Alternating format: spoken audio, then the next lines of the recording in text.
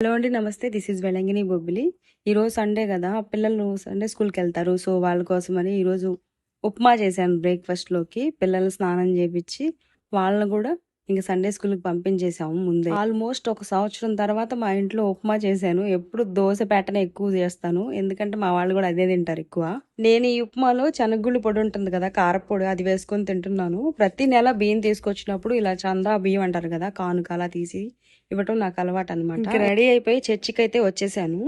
Morning breakfast వరకే చేశాము. పనులవన్నీ మామూలుగా కంప్లీట్ చేసుకున్నాము. ఇంటికెళ్ళిన తర్వాత ఇంక అప్పుడైతే వంట చేస్తాను.